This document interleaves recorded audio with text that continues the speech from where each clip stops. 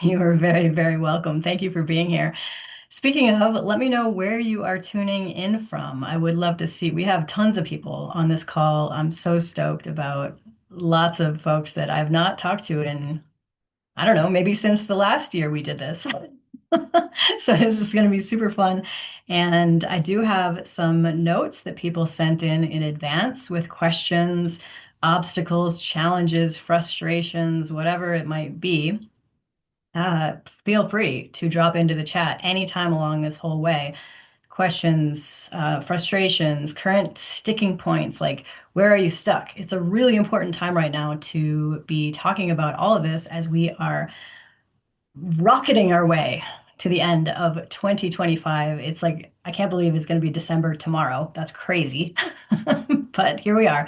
So we're going to talk about all the things. As I mentioned, some of you posted already. Let me just open this so I can see that. Make sure everybody's questions get answered. We'll go through as many as we possibly can. So thank you for being here. Let's see where you guys are. If you haven't yet, drop into the chat where you're tuning in from. I'd love to hear. Mariano, it has not been a long time. He goes, hi, Mindy, long time. I'm feeling like you were just on some call like within the last month or so. Okay, sound is good. Thank you so much. Oh, George, I didn't know you were in Portland, Oregon. That's awesome. I lived there for 2 years. Loved it. Beautiful, beautiful part of the country. A little early for trading over there, though. We have southern Utah. What's up, Vana? Way north, California. Even more north in Canada. Welcome, Maureen. Always great to have you. Washington State. We have Texas, New York. So basically across the whole US and Canada. Amazing. Others of you may be watching this replay, and I'm just stoked that you are here watching, taking time out of your regular life, especially on a holiday weekend, to come and hang out. Been growing. Whew. Okay, we could talk about that, my friend. Been going through a grief passage. Can't turn off the emotions. Damn it, I'll survive. Well, yes, you will survive, but we can hopefully make that a little more, I'm not going to say pleasant because that's not the right word, a little more manageable. Let's say that. Okay, where I'm going to begin with you all is one with gratitude. And actually, what was so cool is the questions that some of you submitted, they kind of worked perfectly into a structure for this very call. So you'll see how that's kind of going to play out. And it's pretty awesome. Um, Actually, I'm going to start with Rob. So Rob wanted to know, what kind of person or situation do you most enjoy coaching with? What makes a person a good candidate for coaching right now in their life? And assuming one is priming for a change through coaching, what is a good preparation attitude?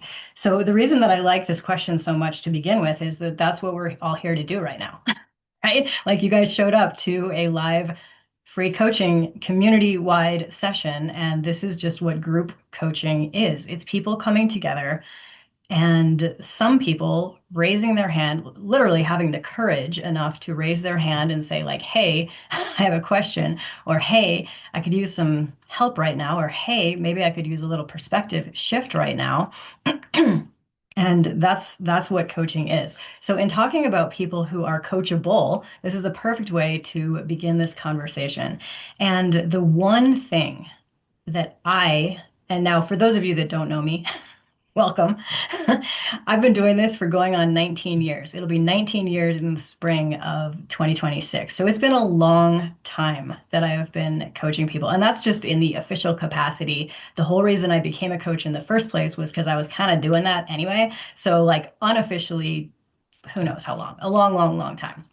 So this is my world. This is my expertise. This is my zone of genius, if you will. Like we all have our different zones of genius, and this happens to be one of mine, coaching. So the one thing that I look for with people who are like, you know what, I'm interested in some coaching, or I'd maybe like to explore what that looks like, is taking ownership. I, me and any other coach would find it very, very, very difficult to work with someone who is looking to just pass the blame and be like, well, that's my spouse's fault, or that's my boss's fault, or that's so and so's fault. So taking ownership is what I would say would be like one of the top aspects of being coachable, which is what I look for. And I'll give you an example of somebody who wasn't. And this person wasn't even like necessarily trying to blame everybody else, but I'll tell you what happened. So this guy came to work with me and my husband, Sean. This was many, many, many years ago. We were still living in Chicago, and this guy had flown in from somewhere on the East Coast. I can't remember exactly where he was coming from. But the guy arrives in Chicago. We pick him up, we bring him to the office, and he was there specifically to work on his relationships. He did not have a relationship in his life at that point, and he wanted one, so he felt like, he wanted to come and get some coaching on that specifically. One of the things that he said when he first sat down in the office was, "You guys, like, I've been to everybody, I've sought out all these coaches, I've read all the books, I've done all the courses, I've done all the things. And if Mindie and Sean can't fix me, well, then there just like might not be much hope." And I heard him say that and I was like, whew, hold on. What you just said is putting the entire responsibility of your transformation on our shoulders. And that's a no-go. Like that is not the coach's responsibility. It's you, all of you, our own individual responsibility. So he was basically saying, like, I've tried all these other people, which, first of all, that's a lot of like extra responsibility on us. Like, oh, I've done everything and now you guys are like my last hope. I'm like, no, no, no. Like you are your last hope. You are the only hope that you need. Yes, we can come in and support. Yes, we can come in and help with perspective shifting. Yes, we can help with like mindset stuff and different techniques and things that we've learned along the way, but like it's your responsibility. So those who are the best candidates for any kind of coaching are those who are willing and open to taking on 100% responsibility for their results. And a lot of people are like, well, how do I know what my results are? Like, what are my results? Look around at your life. Your results right now are like what's in your bank account right now? How are your relationships right now? How is your health right now? We can talk about any one of those main categories, health, wealth, and relationships, or we could even like drill down deeper into, parenting or trading under the wealth category or all these different topics, but like you are the one who can essentially save yourself. A lot of people will be looking for, the next miracle out there. And I'm always like, yo, like you are the miracle that you're waiting for. Yes, I can help illuminate that for you, but you have to take on that responsibility. So that's the thing is taking on ownership is absolutely essential. It also helps if you are open and able to be coached. I will give you another example of a woman that I worked with that I had a 1 hour coaching session with her. She was in a program of mine years and years and years ago. She probably spent like 50 minutes of the 60 minutes that we had together complaining, being frustrated about her husband, like telling me all of these things about her husband, like he doesn't support her dreams and blah, blah, blah, like everything. And my very limited response, just because she didn't even leave me time to talk, was, okay, like, is this the best relationship for you at this time? I wasn't saying, like, hey, I think you should get divorced. I wasn't even saying that. I was just bringing up the question. And she immediately then sent me an email after that coaching call. And she was like, well, actually, my husband's amazing. And, and I was like, wait. I feel like I was talking to two entirely different people because you just spent this whole time telling me how terrible this was, and now this guy's the most amazing person. Well, she was not coachable. Okay. So I ended up giving her her money back. I didn't end up working with her because that's a no-go. That's a no-win situation. What's interesting about that particular person is that I ran into her years later. This was like 2 years ago. I was at an event in Toronto and I see her there. And now I've not had any contact with this woman for, I don't know, 15 years or so, like prior to that. I run into her in Toronto at this event, and she's like, Mindie, I owe you an apology because I wasn't able to take what you were saying. And I was like, cool. I'm glad that it worked out for you. Like, what happened? She did end up getting divorced from that guy because he was a worthless, person. Not worthless person, but you know what I mean. Wasn't the right fit for her at that time. So she did end up getting divorced. It was like the best thing for her and her kids. She ended up meeting this amazing guy, and like now she's with him. And she goes, Mindy, I never even paid you for that advice, which she didn't because I gave her her money back. And I was like, whatever, it's all good. So that ownership, being coachable, and also those who are open to possibility. I freaking love working with people who maybe they haven't done as much exploration in belief systems and spirituality and religion as I have. And the people who are open to that, whew, it's so fun because they come in and maybe they're like, oh, I'm just trying to get ahead in my job. Great, I can help you with that. But let's excavate the depth of like what's really causing you to be held back in your job. And that's where the magic is. That's the most fun. So I hope that in a very broad way answers your question. And for those of you that have just joined, since we have started, feel free to drop your questions into the chat, any frustrations, obstacles, challenges, something that's holding you back, feels like it's keeping you stuck.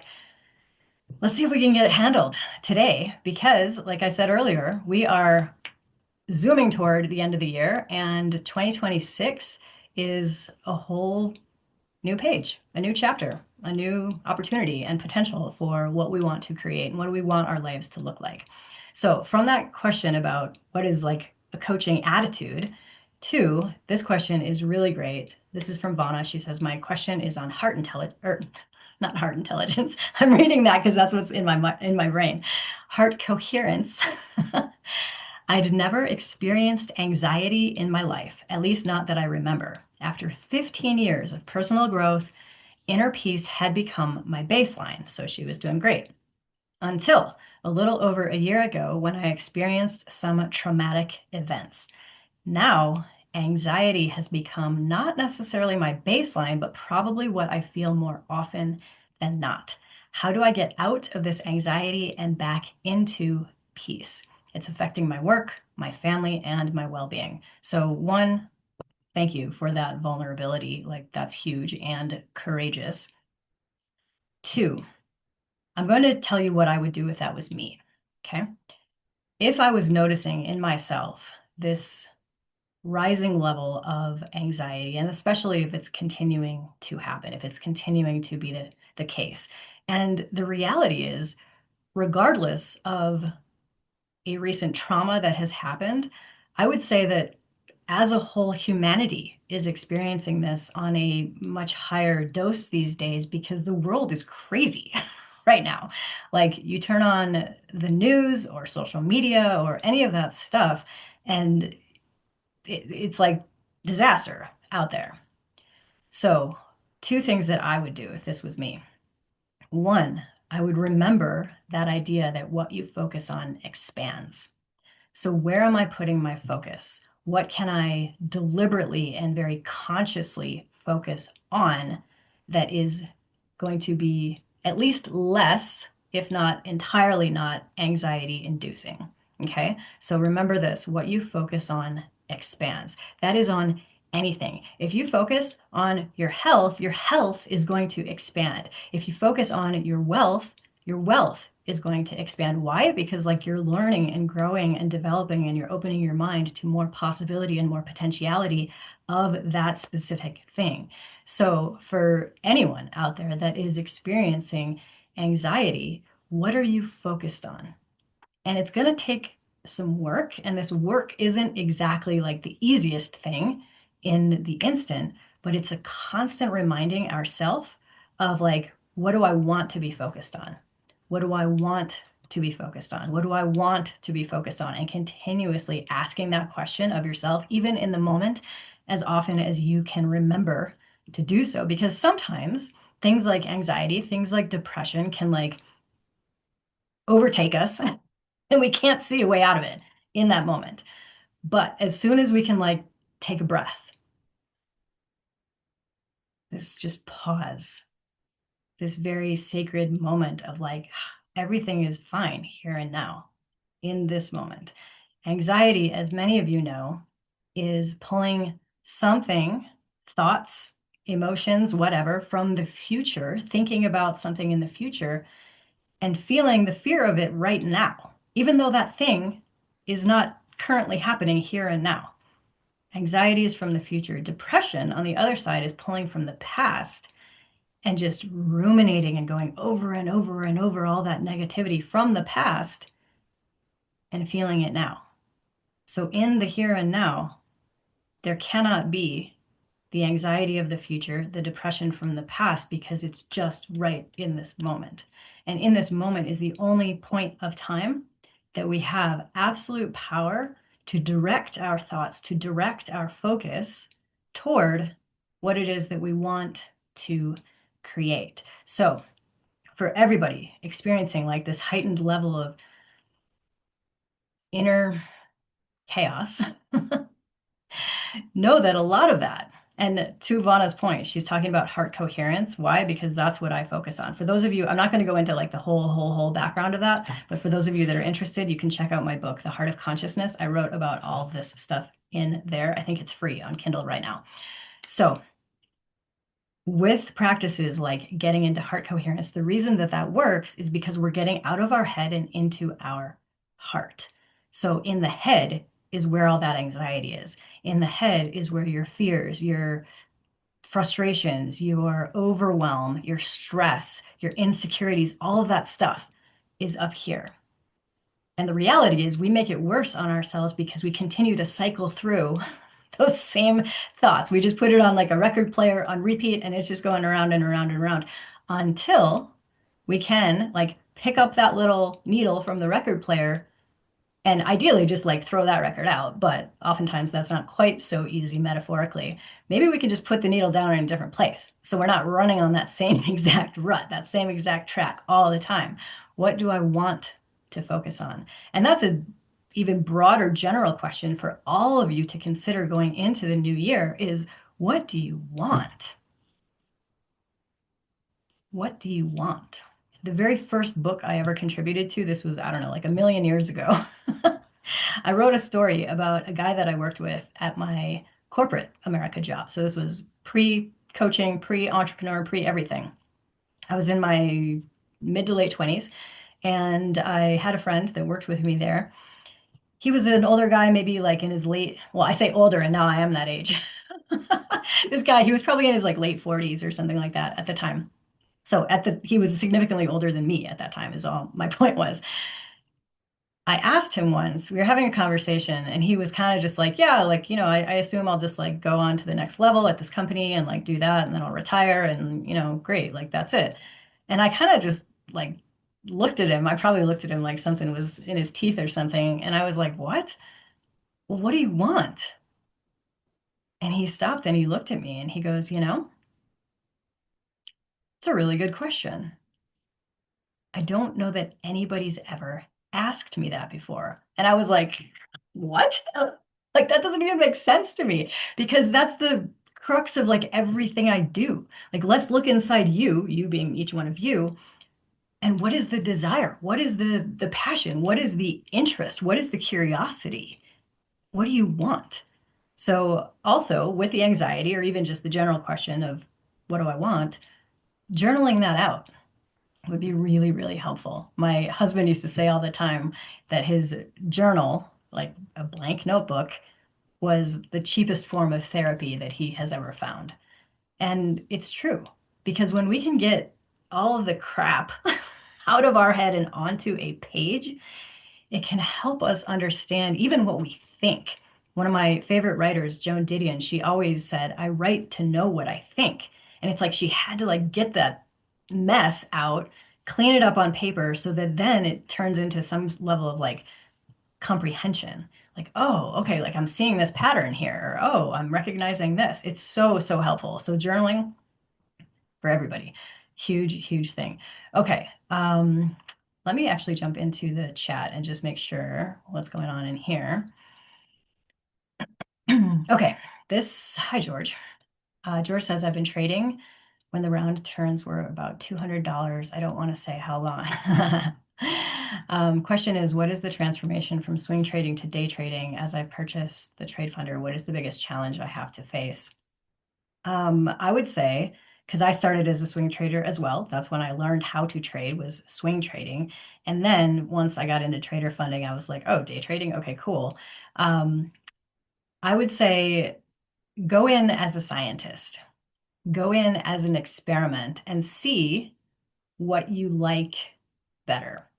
I like to do a bit of both, but some people really have a strong, you know, interest in one or the other. And the biggest thing to keep in mind with that is that you do need to make quicker decisions. You can't just be sort of right and then hold it and like see if it plays out. You need to trust yourself enough to call like levels as you see them and to get out when you know you need to get out. That's huge because in swing trading, there's much more flexibility in that because like it doesn't really matter if you hold on or not. But day trading, it absolutely 100% matters. So I would say the biggest thing is really tuning into your understanding of the markets in terms of like support, resistance, levels, all of that, or however it is that you trade, whatever system that you're trading with. Really like trusting that and trusting yourself to make the right choice because sometimes we make a choice and we're like, oh, why did I get out right now? Because then it just went on for like a billion points and we've now missed it. Okay, that happens all the time in day trading. And just recognizing that that stuff is going to happen. You may miss something, you know, whatever. That's part of the game. And just really trusting whatever system it is that you are currently working on. Perry says, any comments about AI taking over a vast majority of niches and jobs? Do people even need coaches and therapists any longer? And part two, what are all these people, clients and coaches, going to do? I love AI as a supplementary aspect to all the work that I'm doing. I use AI as a writing assistant. I use AI as a coach to myself. I use AI for all kinds of things. So I love AI. What I don't think that it can replace is community. The weirdest thing has been happening recently. I'll tell you guys just briefly. And Rob just says best wishes to George. For those of you that are traders out there, you get what he's saying. Yes. So yes, to all the day traders out there, good luck. But I love it. I love it. So like it really is a, personal preference thing and just go in as a scientist, see what you like best. Okay, back to this AI thing. Um, I recently started a software company. This is just literally within the last couple of months, so it's brand new. It's like fresh. And I realized and recognized a way that I could provide people in my community, a community, to be honest, that I've run for many, many, many years and then stopped a few years ago because I was like, I'm going to go be a hermit. Peace out, y'all. I'm going to go live in the woods and write books and trade the financial markets. Life was like, Mindie, sorry, you're needed in a little other capacity. So I started this whole new thing. And my thought was like, okay, great. I'm going to give these people the software that they need to run their business at cost. Like there's no upcharging or anything on it. Like cool. And I'm going to create this community, for those same people so that they can get coaching, mentoring, guidance, all of that stuff. I've had people say to me, I had the second one this morning that was like, yeah, I don't really give a shit about the software. How do I get in your community? And I'm like, well, it's going to be the same price either way. They were like, well, I don't care. I just want that community. AI can't do that. AI cannot facilitate, talking to somebody in real life and seeing what is lighting them up and what, I mean, it can say like, oh, you sound very excited about that so and so, but that's not the same thing. So I think that AI, there is a great benefit to it, but I don't think that it will replace real life experience with great coaching and with great therapy. So that's my take on it. I don't have a lot of fear on it. Um, let's see. Okay, some of these, and you're welcome. You're welcome. Okay, yeah, Mariano, I have that. I know you wrote that in there too. So Mariano wanted to know, he said, what can I do to overcome FOMO? Now he's talking about it because I know him, he's a trader. He's talking about that specifically in the trading capacity. But I'm going to talk about it to all of you because guess what? FOMO shows up across the board in life. The fear of missing out on relationships, the fear of missing out in money, the fear of missing out in like health, maybe not so much health, but there is always the fear of missing out. You know where it shows up a ton? In business with entrepreneurs that I work with, and they're like, oh, I need to get this and I need to do this and 40 bazillion different things.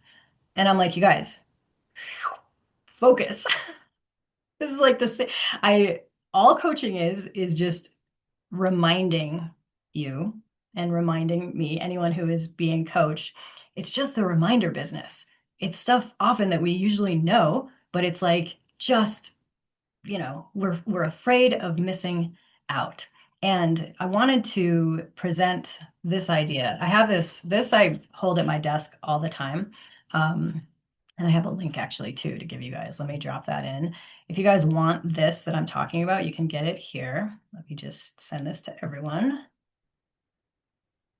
Okay, I did that blog post quite a while ago, but what this is called the emotional scale, okay? On the very, very top of the scale, and you can see that this goes from red, let me put this a little closer, red to all the way up to violet, okay? What this is based on is vibration. Now, before some of you freak out and you're like, oh God, we just went down the woo-woo path, we're talking about science. In this molecular world that we live in, everything is vibrating down to the teeniest, tiniest pieces in our cells. It is moving, it is vibration, right? So everything is vibrating.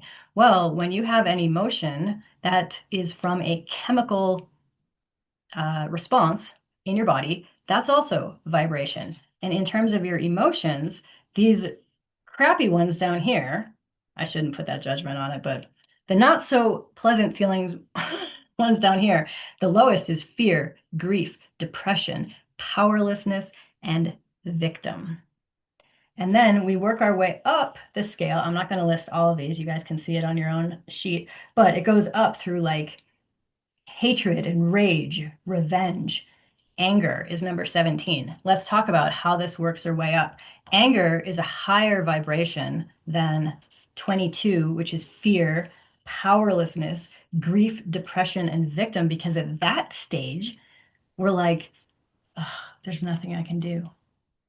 Whereas anger can be fiery. Anger can be passionate. Anger can at least get you moving in a direction. Now, maybe it's not like the most positive, like we're not talking up here yet, but anger is better than feeling like a victim. I'd rather people be angry and it's like, great, what are you going to do about it? Use that as a flame under your ass to like get moving and do something than like, oh, I'm the victim. I don't have any power.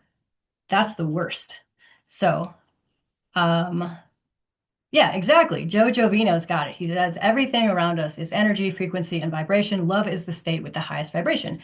You are exactly correct. Because look up here, we have number one is joy, knowledge, empowerment, freedom, love, and appreciation. That's gratitude.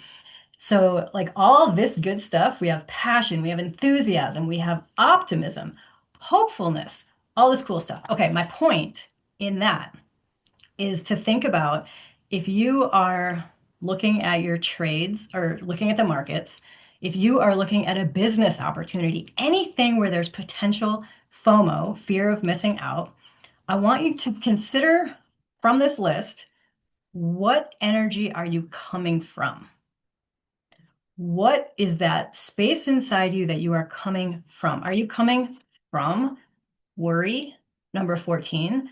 Are you coming from revenge? We all know as traders, revenge trading, like all that stuff sucks. It's not going to put you in the best state of being to be able to execute the best trades. And we know this from a scientific point because this stuff up here on the top, when we are in heart-mind coherence, we actually have better capacity and better access to our prefrontal cortex, which means we can make better decisions in the moment. and not allow the distractions and the noise and the stress and the whatever else to come and like take us over, right? Because that can happen easily in business, it can happen easily in trading. So, anytime you are approaching anything in entrepreneurship, in trading, in all of this life, really, what is the space that you are coming from? Even in relationships, because people who have FOMO in relationships, fear of missing out, what does that create in them? It creates a neediness. Like, I need people to like me. I need this person to say yes when I ask them out on a date. And you know what? Neediness is not very attractive. Neediness and clinginess and like any of that crap is like, duh, it doesn't feel good to be around. So if you come though, let's say you are looking for a date, whomever is looking for a date, and you go in with something like optimism. Hey, you know what? This could work out. This could be really fun. This could be someone that comes into my life in an amazing way. Let's just be optimistic about it. It's totally a choice. And now it can, way down here in this bottom section, feel as if we don't have a choice. Like this happened to me. And that's why I'm in this state right now. I'm in this situation right now. It's still a choice. You always, always, always, always have the choice to say, you know what? I'm so far away from enthusiasm right now because life sucks. Where are you right now? Okay, let's say I'm just making this up, right? But let's say I found myself in revenge. That's number 18. Okay, well, could I even move up one? I'm not talking about you have to go all the way up here to the top. I'm talking about like one step higher. What could I do to go from revenge to anger? Now, I'll give you an example that isn't going to be super destructive to yourself or other people. Again, going back to my husband, Sean, he would like, for those of you that don't know who he was a little dude with osteogenesis imperfecta. So he was like a short little 3 foot tall guy in a wheelchair. He didn't walk. And he didn't have a lot of like ways that he could physically let out rage if he was angry. The rest of us, we can like go, you know, punch a punching bag or whatever we were doing, work out in some way or like get that out physically. He didn't have a ton of those options, but man, would he let his journal have it. Like I he ended up burning a lot of those pages because like nobody should read them and they were angry. But that was him working his way up the emotional scale to say, because he knew it's his own, our own, all of our own, my responsibility to do this. It's no one else's responsibility to make me feel enthusiastic. That's me. It's my responsibility. It's no one's responsibility to like overcome my own doubt. No, that's my responsibility. Yeah, people can help me with that, but I'm the one who has to take ownership of it. Okay, let's see what else you guys have in this. So the answer about FOMO is to consider anytime you sit down to trade, what state am I in? And use this as a guide. Like, okay, where am I at right now? Oh, I'm in discouragement. Might not be the best time to trade. Because again, the more stress we have, the more negative emotion we have, the more out of coherence we are. And I'm talking about that scientifically, physiologically. We literally then don't have access to the best part of our brain for quick decisions and like competent thought and action taking. We jump into the action taking of the lunatic trader that loses all the money, blows the account, and then is pissed at themselves. Like that's a whole different thing. But you could have stopped that in its tracks if you just said, oh, geez, I'm really worried right now. Because you know what? Like worry and then trading, that's scarcity. We're coming from scarcity. Oh, I need to make this money because I have to pay this bill tomorrow. So I need to go into the markets and I need to extract, whatever amount of money. That's not the best way to do it. You would be better off not trading that day, working on your emotional state first so that you can come from a more powerful perspective, which is this stuff all at the top. And the easiest way, lots of you guys know this because we do it at Heart Path. I've talked about it a billion times. The easiest way to like help yourself up that pathway is to say, what am I grateful for? And if it's really, really, really a stretch for you, you can always say, like, at least I can breathe right now. At least I'm guessing for most of you, you have clean water to drink. At least I have like an indoor plumbing that I can use a toilet. Because a lot of people in the world don't have that. That you can be grateful for. But even better if you can get yourself into something that feels so strongly like I'm so grateful.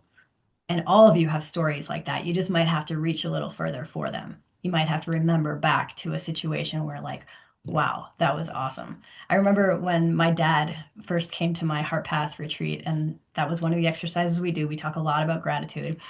And my dad's a pretty shy, like, not super public guy. So he didn't say anything during the group conversation, but he came up to me afterward and he was like, "Do you want to know what my biggest gratitude was?" And I said, "What?" He goes, "Your wedding day." And I was like, "Oh, that's so amazing. Like, tell me what you mean by that. Why?" And he was like, "Well, just there was so much love. Like all the people were there. Everybody was so like friendly and compassionate and supportive and joy filled." And I was like, "Yeah, like that's the stuff that I like to create in my world." So let's see what else we have. So people will always want other. Perry asks, so people will always want other real people who basically care about them. I would say yes. I believe that to be true.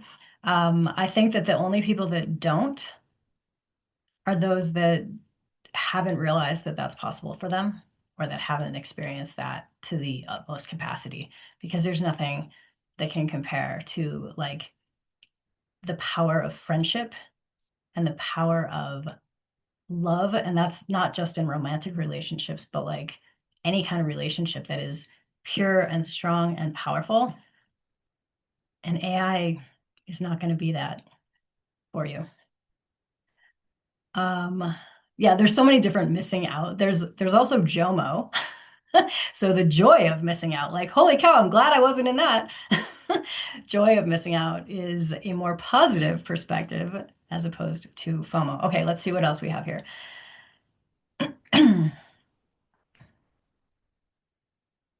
Lunatic trader. I've been dabbling with that technique for decades. Yeah, I mean, I've been doing that for 5 years, so I get it. Getting pretty good at it, not to brag. And you guys are welcome. You're welcome. There's a lot of little laughter faces in the thing. Okay, let's go on to the next question. This is one that I got sent in advance. And this person says, and I don't know how to pronounce this name. It might be like Mirce. I'm not sure, but I apologize for not knowing. Um, won't be able to attend. My obstacle is my fear of failure and judgment by people that already know me. I am 50 years old. Okay, so couple things. In personal development, there is this idea that we are essentially the combination of like the 5 people that we spend the most time with. I remember back in the day when I lived in Scottsdale, Arizona, and I used to see clients, coaching clients in an office. So they would like come to my office. We worked for an hour and, it was cool because it was in person. It was a whole different experience than Zoom.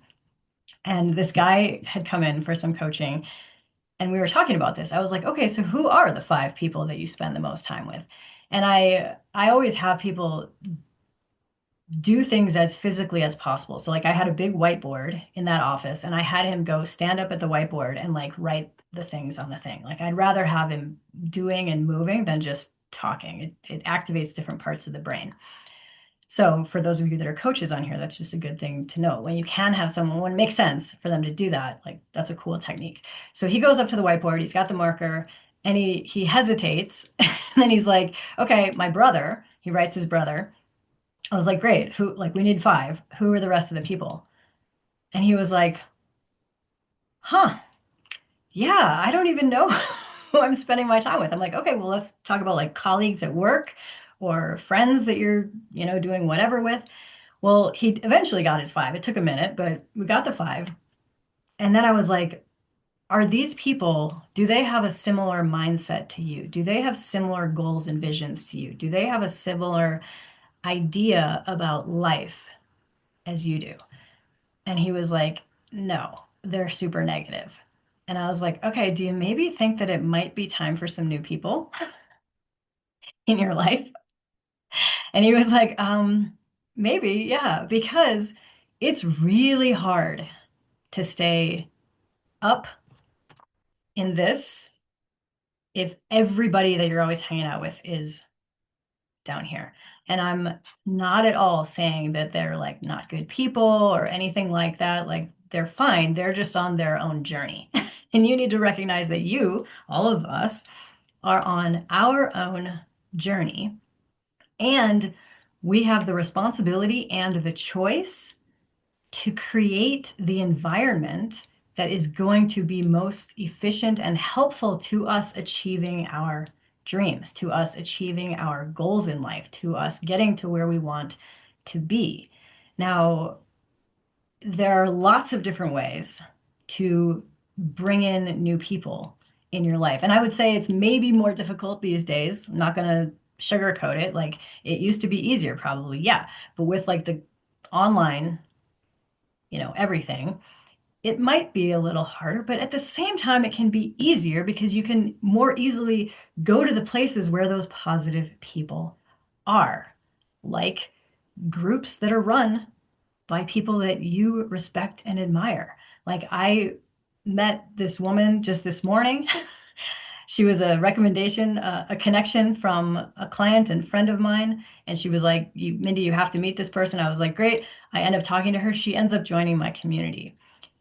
I didn't know her, but it's all about like creating the environment, bringing the people into our lives that are going to support our wild vision. I think, I see this a lot. And again, it's totally like cross purposes with traders and with entrepreneurs because both of those groups are people groups of people are crazy enough to think, here's something that I can do that isn't tied in to like employment, isn't tied into somebody giving me a job or giving me a paycheck.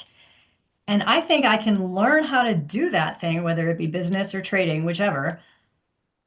And I think I can use that thing to then change my life, change my situation, change my family's life.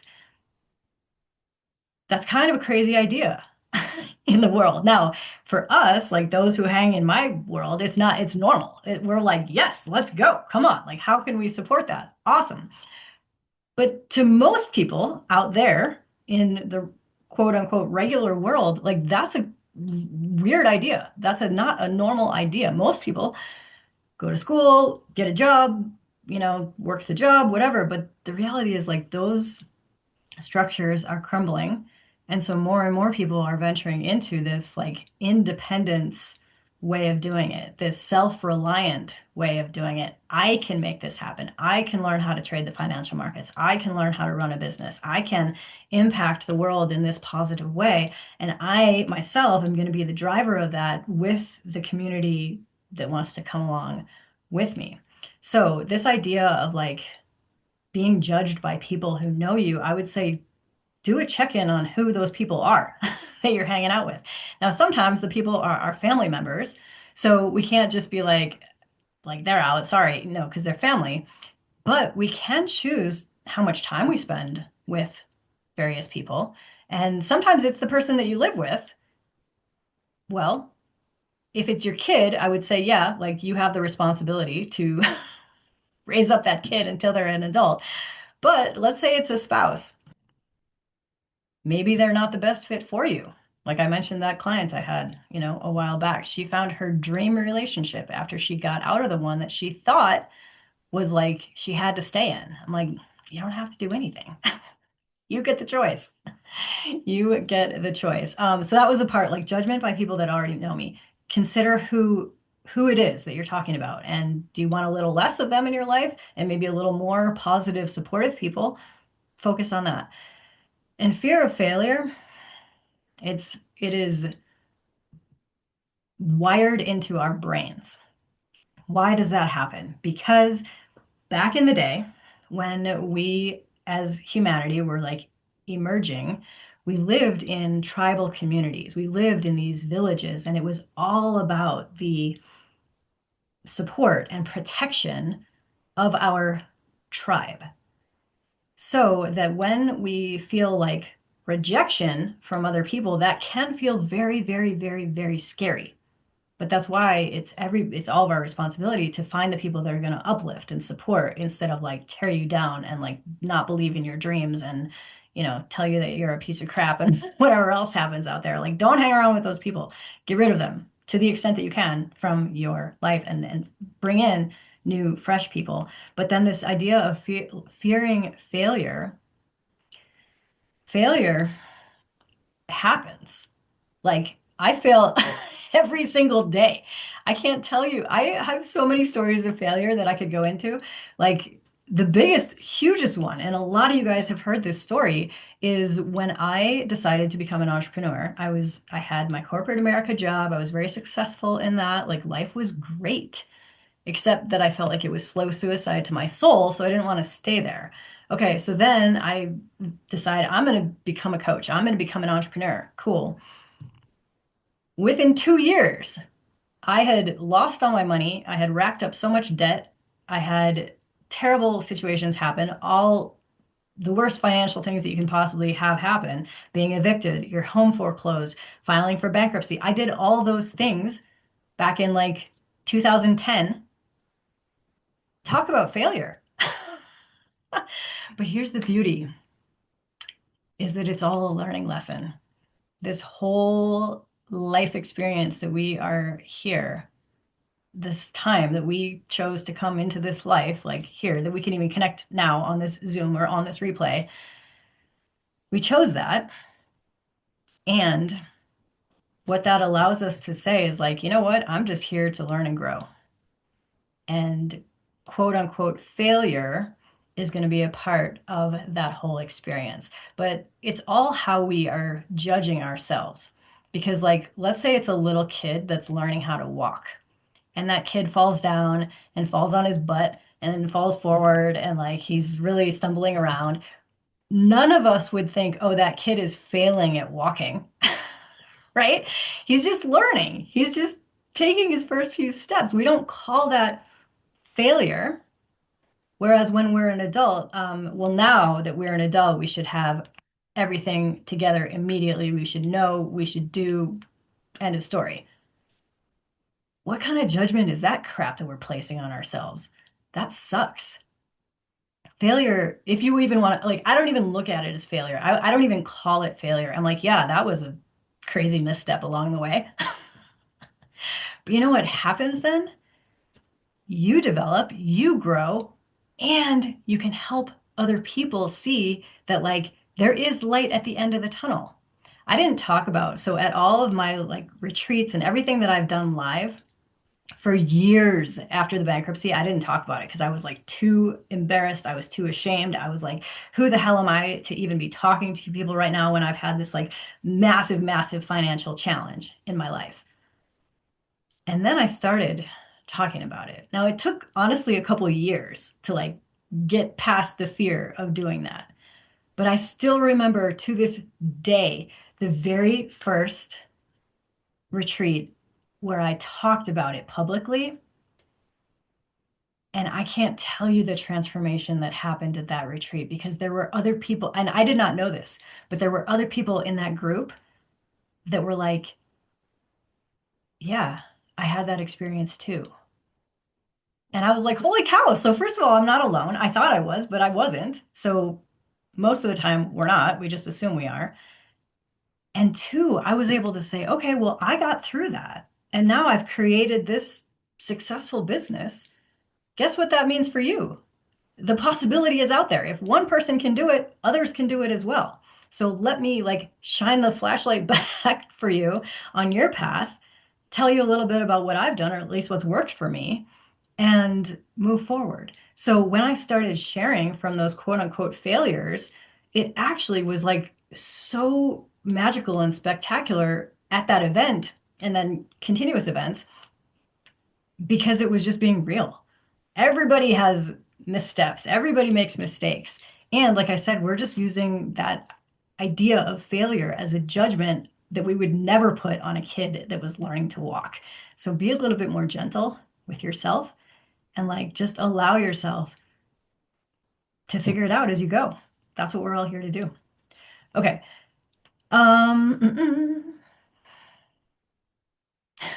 Thanks, Mona. All right. Perry says, I was under the impression that Sean's body got stronger over the years, specifically his bones. Yes, that is true. That is accurate. Rob, I'm going to recommend you get some more folks in there. Rob says the 5 people I spend the most time with, unfortunately, that would be me. If you're not spending any time with any people, this is to all of you, like, hello, there's a whole world out there. Now, some of that world is pretty gnarly right now. It's pretty ugly. It's pretty disturbing right now, for sure. Again, I'm not going to sugarcoat that. But there's also a ton of beauty out there and love out there and people out there and like fun. Y'all probably should have more fun. Okay. I would like to be a part-time coach and would be very, very good at it. I am now unofficially, okay, but I can't seem to disconnect from people afterwards. I usually end up caring more about their situation, challenge, success than they do and keep dwelling on it. OCD a bit. Any comments about coaching boundaries, separation, disconnection, etc.? Yeah, it's absolutely crucial because I wouldn't recommend you go into any kind of coaching situation, whether it be unofficial or official, if you have that level of like, that's dangerous. Allow them to be them and allow you to like, so that's a much bigger conversation than I have in a few minutes, but honestly, I wouldn't even recommend coaching until you can sort that out, until you can get that figured out and get that clarified for yourself. And really, it's not about them. That's the thing that I would challenge you with.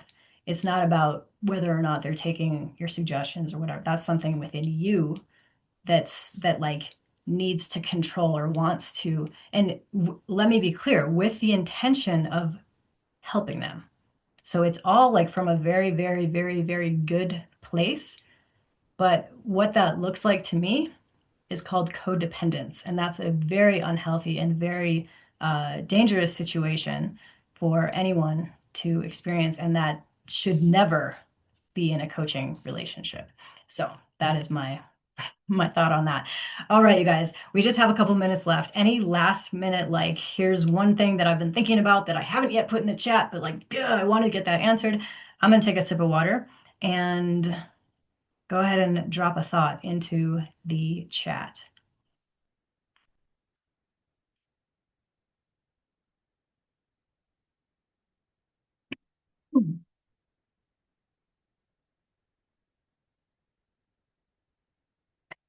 I have a great meetup story for you. So when I first moved, when I left corporate America and I was moving from Michigan, Ann Arbor, Michigan to Portland, Oregon, didn't know anybody in Portland. I was like, I just want to go live there because they have a lot of forests and Powell's Bookstore, which is, for those of you guys that have not been to Portland, it's a whole city block of bookstore. And I'm like, clearly that's my kind of place. So I moved to Portland and I didn't know anybody, like I said. So I went to meetup.com and I was like, hey, let's start the PDX, which is for Portland, the PDX Breakfast Club. Like I was from Chicago originally. So I was into the whole John Hughes movies and like The Breakfast Club was a very famous movie, right? A lot of you guys probably know it. And I was like, well, let's start the PDX Breakfast Club because I love breakfast and I like going out to eat and I don't really cook myself. So, and I'm an entrepreneur. So I am able to have the flexibility to go out to breakfast in the middle of the week. So I started a meetup called the PDX Breakfast Club. I think that is like one of my great claims to fame in Portland because it still exists. There's like over 500 people in there now. Obviously, I'm not in Portland anymore. I don't run the thing anymore. But I started that thing way back, and it's a great way to meet people of common interests.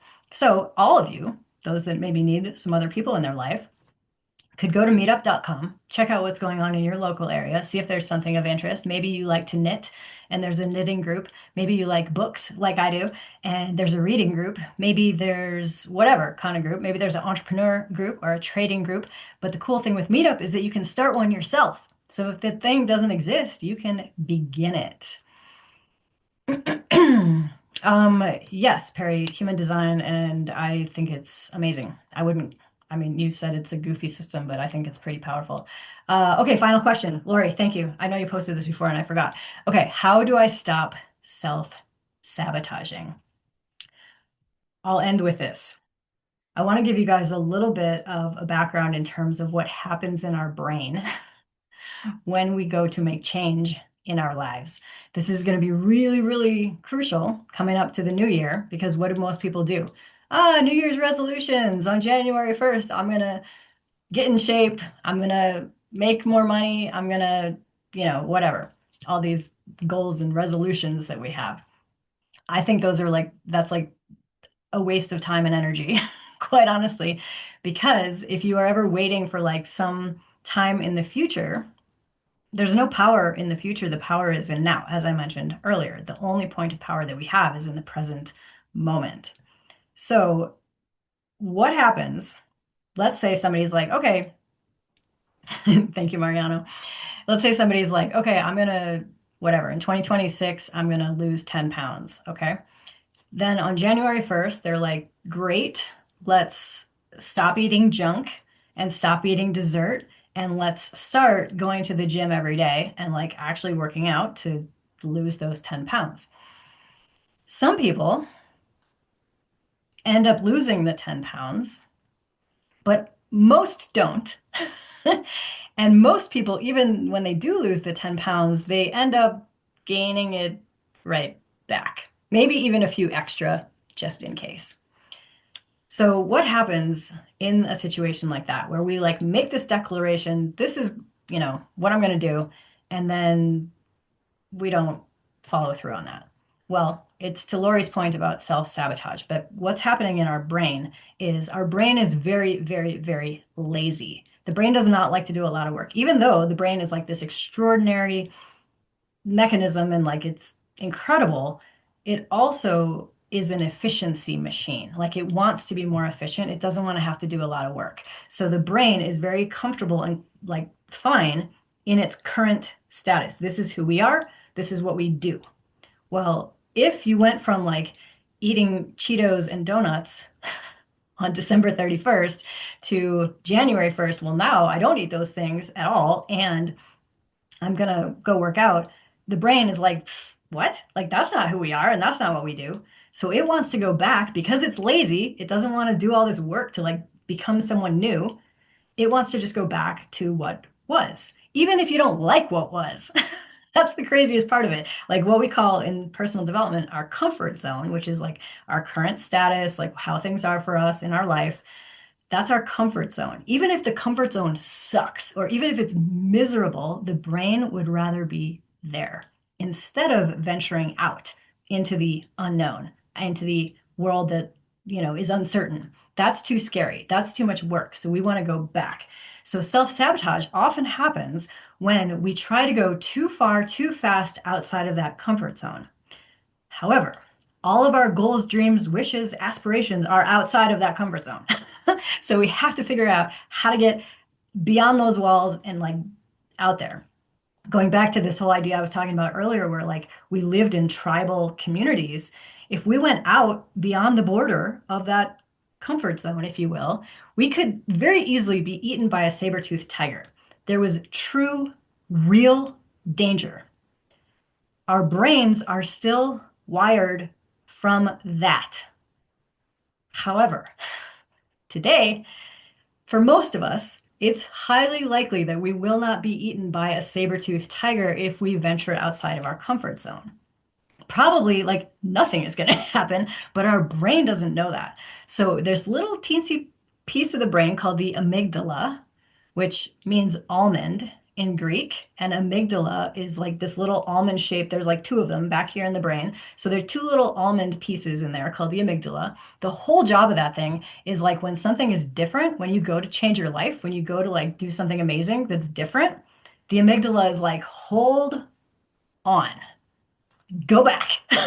We don't like this. It's new. We don't want that. We don't want to have to do a lot of work. Let me go back, scurry back to my comfort zone. That is what self-sabotage is. So the way to get past that is to not try to change everything immediately, quickly, overnight. This is why this whole like get rich quick business online, especially people come to trading for that, it's a disaster. Because even if you make $1 million like tomorrow, you haven't done the inner work to change your personal self-image and your identity of the person that can hold comfortably in their comfort zone $1 million.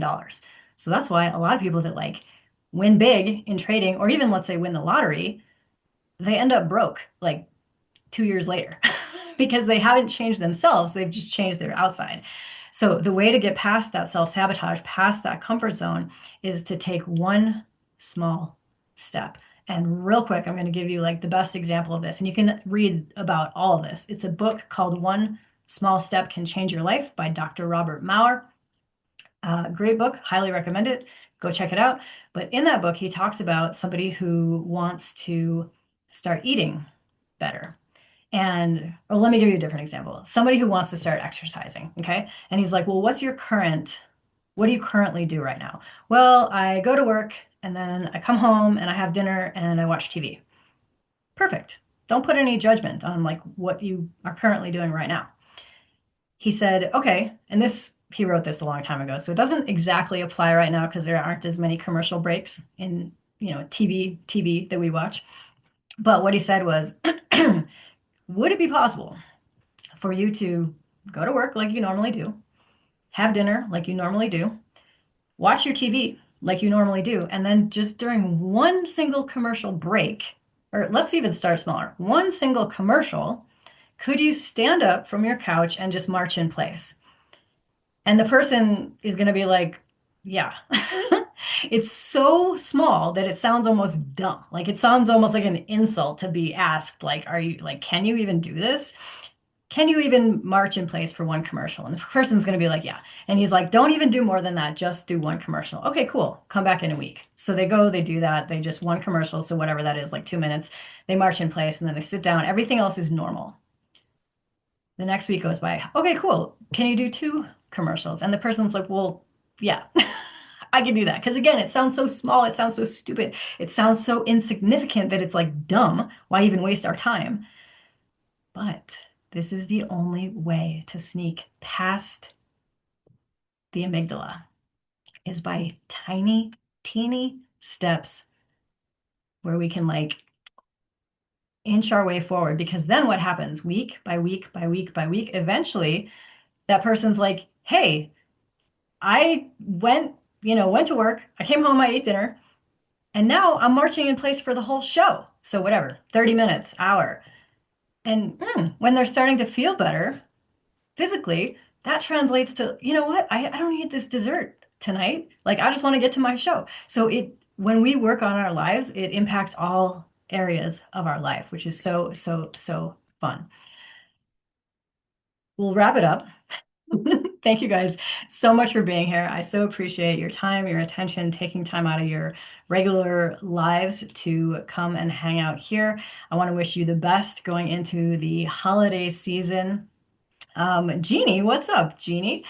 She says, thanks, Mindie. Appreciate your time giving this free coaching session. Great reminders. I appreciate and love the community you've created. I look forward to staying plugged in, as always, working on some self-responsibility and choices to hit current goals and dreams. Yes, I'm stoked for you, Jeannie. Rob says, thank you so much, Mindie. Rob, you got to learn how to spell Mindie. Lori says, thank you. You're welcome. Perry, I don't know enough. Oh, no, I do. I'm a generator. I don't know a lot about it. That's the reality. But what I do know, yeah, Rob, get it right, i.e.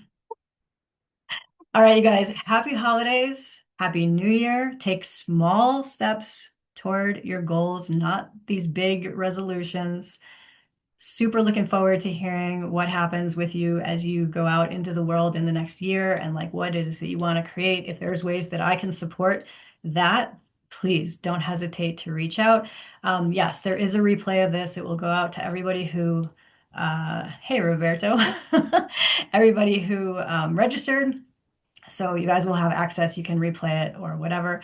You're very welcome. Thank you for being here. Love you guys so much. Thank you for being a part of the Lucra community. And I will look forward to doing this again with you next time.